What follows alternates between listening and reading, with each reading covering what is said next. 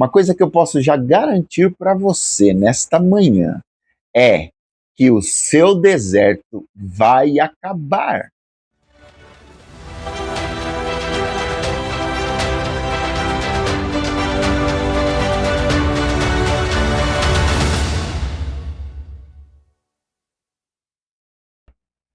Bom dia!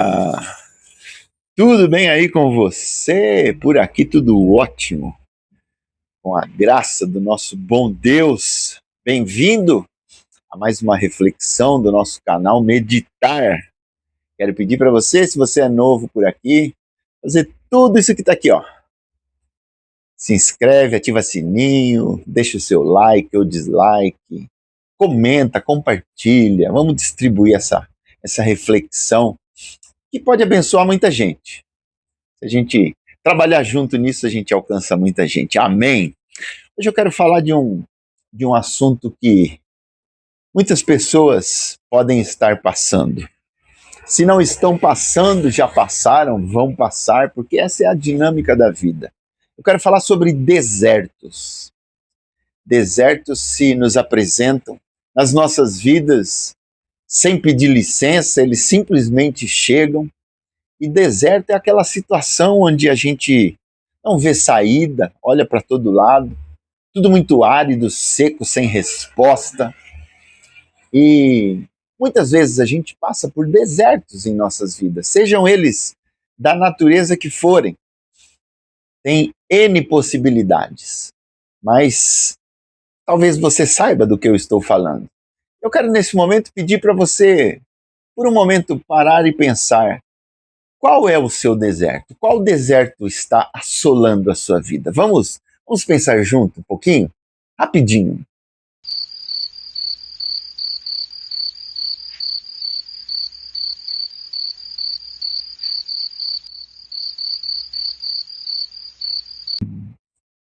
Pensou aí?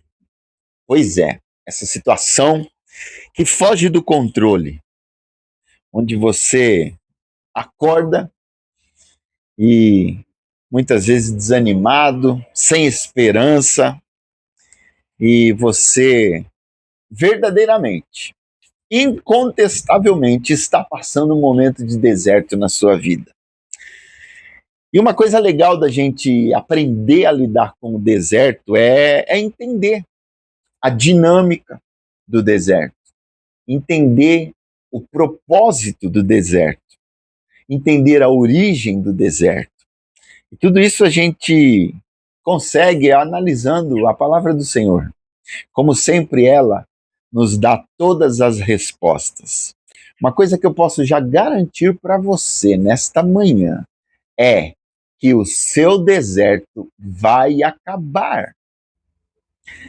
A gente começa a entender a dinâmica do deserto quando a gente vai, obviamente, para a palavra do Senhor. E a gente tem um versículo lá no livro de Oséias. Livro de Oséias, no capítulo 2, no verso 14, a gente tem uma direção para começar a entender a dinâmica do deserto. Deus, obviamente, aqui está falando da igreja, e nós somos a igreja.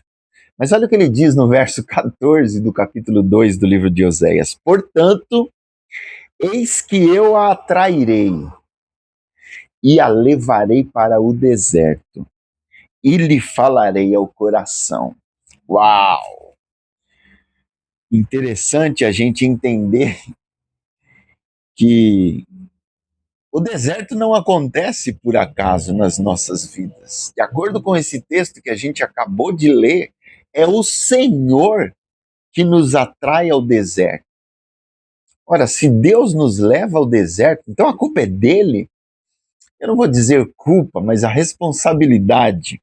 Agora, a gente precisa entender que existe um propósito, e esse propósito ele fica muito bem definido quando a gente vai lá para o livro de Deuteronômio, quando Deus está recapitulando o tempo que Israel passou no deserto, e ele nos dá uma descrição muito clara do que é o deserto. Eu ia ler só alguns trechos, mas esse capítulo 8 de Deuteronômio ele é tão rico que eu quero ler ele inteiro com você. Capítulo 8 de Deuteronômio diz assim: Cuidareis de cumprir todos os mandamentos que hoje vos ordeno, para que vivais e vos multipliqueis, e entreis e possuais a terra que o Senhor prometeu sob juramento a vossos pais. Então o deserto, ele antecede a promessa, a propriedade, a posse. Verso 2: Recordar-te-ás de todo o caminho pelo qual o Senhor teu Deus te guiou no deserto, estes 40 anos. Olha só o propósito: para te humilhar, para te provar, para saber o que estava no teu coração, se guardarias ou não os seus mandamentos. Ele te humilhou e te deixou ter fome, e te sustentou com o maná, que tu não conhecias, nem teus pais o conheciam, para te dar a entender que não só de pão viverá o homem, mas de tudo o que procede da boca do Senhor viverá o homem. Nunca envelheceu a tua veste sobre ti, nem se inchou o teu pé nestes 40 anos. Sabe, pois, no teu coração, que como um homem disciplina a seu filho, assim te disciplina o Senhor, teu Deus.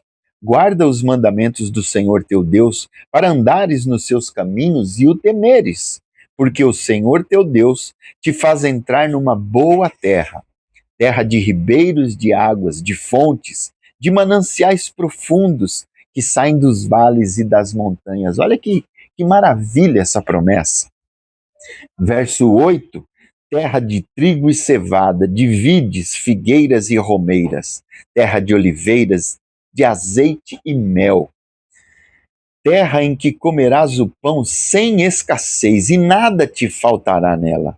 Terra cujas pedras são ferro e de cujos montes cavarás o cobre. Comerás e te fartarás e louvarás o Senhor teu Deus pela boa terra que te deu. Ou seja, o deserto, ele antecede esse manancial, a promessa do Senhor. O deserto, ele serve para nos lapidar, para a gente entrar da maneira certa nas bênçãos e promessas que o Senhor tem para nós, com o coração alinhado com Ele. Senão a gente volta para o deserto para aprender de verdade. Verso 11, olha só a orientação que ele dá agora. Quando vocês chegarem na posse, olha como que tem que ser o coração de vocês. Guarda-te, não te esqueças do Senhor teu Deus, não cumprindo os seus mandamentos e os seus juízos e os seus estatutos que hoje te ordeno, para não suceder que depois de teres comido e estiveres farto, depois de haveres edificado boas casas e morado nelas, depois de se multiplicarem os teus gados e os teus rebanhos, e se aumentar a tua prata e o teu ouro, e ser abundante tudo quanto tens, se eleve o teu coração e te esqueças do Senhor teu Deus, que te tirou da terra do Egito, da casa da servidão, que te conduziu por aquele grande e terrível deserto de serpentes abrasadoras, de escorpiões e de secura, em que não havia água e te fez sair água da pederneira. O seu deserto, você consegue ver similaridade com esse contexto? Terra árida, de dificuldade, cheio de inimigos ao redor. Muitas vezes nossos desertos têm essas características. Que no deserto te sustentou com maná que teus pais não conheciam, para te humilhar, para te provar e afinal te fazer bem. Não digas, pois, no teu coração: a minha força e o poder do meu braço me adquiriram essas riquezas. Olha a soberba. Antes te lembrarás do Senhor teu Deus, porque é Ele o que te dá força para adquirires riquezas, para confirmar a sua aliança, que sob juramento prometeu a teus pais, como hoje se vê. E aí ele continua no verso 19 e 20: se te esqueceres do Senhor teu Deus, e andares após outros deuses, e os servires, e os adorares, protesto hoje contra vós outros, que perecereis. Como as nações que o Senhor destruiu de diante de vós, assim perecereis, porquanto não quiseste obedecer à voz do Senhor vosso Deus. Então a gente entende algumas coisas relacionadas ao deserto. Primeira coisa, e muito importante de saber: Não foi o inimigo que te levou para o deserto. Foi o Senhor que permitiu. Ele que nos atrai ao deserto. Por quê? Porque é no deserto que a gente está mais sensível, é no deserto que a gente busca com mais afinco, e é no deserto que a gente passa a ter mais intimidade com o nosso Deus. Então o deserto ele tem propósito, mas ele tem também data para terminar. E o interessante é a gente entender e aprender que a maneira como eu respondo no deserto vai talvez encurtar o meu tempo de permanência no deserto e vai fazer com que eu não volte para lá, desde que eu tenha aprendido as lições que o Senhor quer ministrar no meu coração. Então a nossa postura no deserto deve ser uma postura de quem tem o entendimento do porquê está lá, de quem levou ele para lá e para que ele está lá. Isso é muito importante. Por quê? O que a gente vê na história do povo de Israel? Murmuração, reclamação. Por conta disso, um trajeto que era para ser feito em 2 semanas, 1 mês no máximo, Deus fez eles ficarem 40 anos por conta da murmuração. Deus odeia murmuração. Então, meu irmão, não murmure no seu deserto. A sua murmuração estende o seu tempo de deserto. Então qual que tem que ser a minha postura no deserto? A gente encontra a descrição de como a gente deve proceder lá no livro de Tiago, no capítulo 1. E é isso que eu quero deixar como desafio para você. Está passando um deserto? Saiba, foi o Senhor que te levou para lá. Ele tem um propósito e ele espera uma resposta de você. Qual é a resposta? O mapa do tesouro está em Tiago, capítulo 1, versos 2, 3 e 4. Pega isso como propósito da sua vida. Pega isso com a intencionalidade de falar assim, olha, eu vou agir desta forma para que o meu deserto acabe o mais rápido possível. Eu tenho certeza que Deus vai te abençoar. Tiago, capítulo 1, verso 2. Meus irmãos, tende por motivo de toda alegria. Não é de alegria, não, é toda alegria. O passardes por várias provações.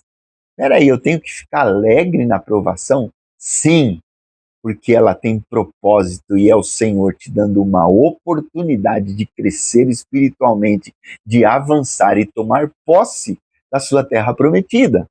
Verso 3: sabendo que a aprovação da vossa fé, uma vez confirmada, produz perseverança. Ora, a perseverança deve ter ação completa, para que sejais perfeitos e íntegros, em nada deficientes. Irmãos, aprendamos uma coisa: deserto não é lugar de moradia, é lugar de passagem. O tempo dessa passagem vai depender da resposta que eu dou ao Senhor. Lembra que ele falou em Deuteronômio, eu te levei no deserto para te provar, para saber o que ia no teu coração. Agora eu te pergunto, o Senhor precisa de algum deserto para saber o que está no meu coração? O deserto é para eu conhecer o meu coração. Ele já conhece. E se ele te levou lá, é porque tem algo que ele espera que você mude. Então presta atenção nisso. Bora encurtar esse deserto? Que o Senhor te abençoe.